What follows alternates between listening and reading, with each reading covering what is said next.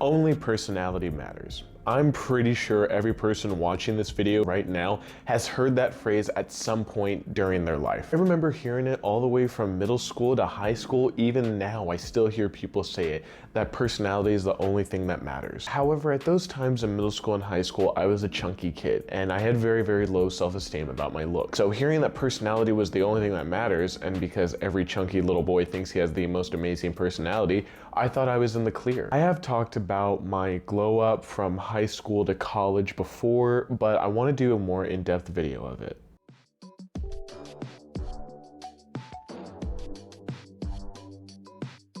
You see, throughout high school and middle school, I looked like this. And it was incredibly frustrating because I was constantly friend-zoned by any girl I even tried to ask out. I was told I was cute, but I was cute in the, this guy reminds me of my little brother, and not in a, I want to date this guy sort of way. I had maybe a few girlfriends, but they lasted no longer than a month or two. What was more difficult was that I would see these girls who were gorgeous and would tell me that personality was the only thing that matters, and that they only cared about a guy when he had a good personality. But then I would look at the guys they would date or the guys that they were hooking up with, and it was nothing but chads who were 6'5" and complete douchebags to everybody. So it was literally mind-boggling to me. And honestly, it made me become black-pilled at that time. Like, I was never going to be able to find a successful relationship.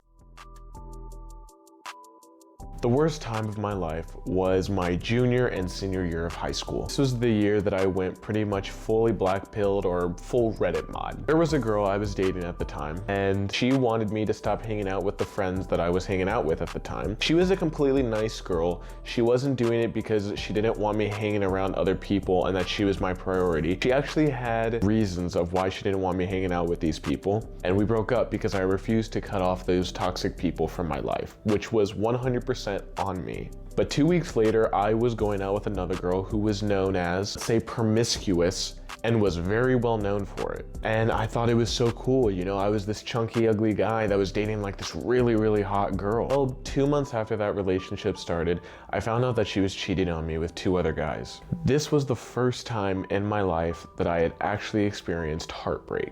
Even though the relationship didn't last that long, still having to go through the emotional turmoil of realizing that what I thought was a good relationship actually meant nothing to her, and that she was willing to make me feel horrible if it was able to satisfy her own sexual pleasure, really did damage me. And to make things worse, we broke up right as my school went into COVID lockdown, which meant that everyone had to stay home and there was no more school, at least in the school itself. And at first this sounded awesome. No school, I'm gonna spend all day playing video games, I'm gonna chill out in my room. But I soon realized that this was just the beginning to the worst days of my life.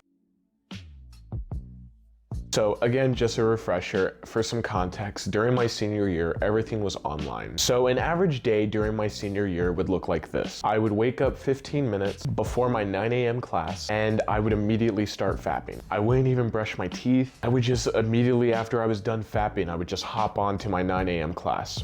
I would do my next few classes, I would break for lunch, usually just eat sandwich and chips, then I go back to my room, fap a little bit more before I had to get on to my next class, and then finish my school day around 3:30 p.m., 4 p.m. And then I would go into my 4:30 p.m. job and work all the way till 9. The saddest thing about it was that I was obsessed with every girl that worked there because there were a ton of pretty girls that worked there, and not a single one of them was even remotely interested in me. I even had a buddy named Jose that I really did like, but I would butt heads with him sometimes because I was jealous of the fact that he could pull girls that I liked.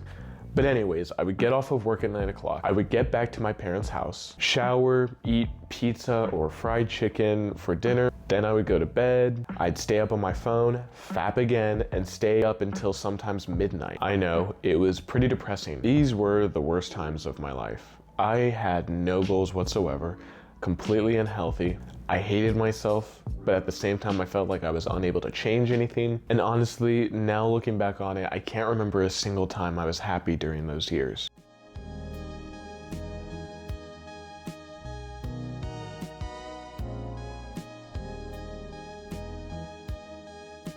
When I got to college, that's when things started to change. I began to take things more seriously in my life. From watching creators like Imangazi and Hamza and the Tate brothers and Cole Hastings, I actually felt like I had motivation to do good in my life. And at 19 years old, I no longer rely on motivation, I rely on discipline.